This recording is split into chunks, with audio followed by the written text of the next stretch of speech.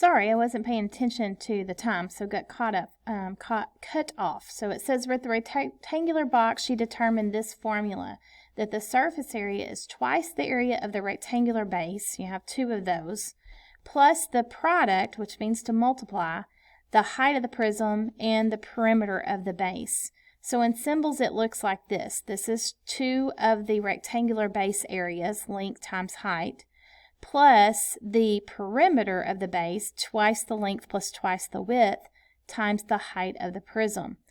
So if we apply that same approach to the cylinder, the surface area formula for a surface area is 2 of the bases, which are circles, 2 pi r squared, plus the perimeter of the base, which is circumference, 2 pi r, times the height of the cylinder.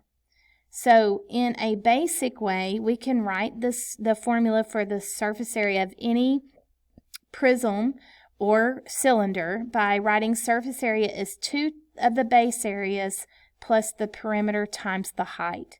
So B and P are capitalized because those are things we have to calculate, whereas H is just a dimension that's given, a linear dimension.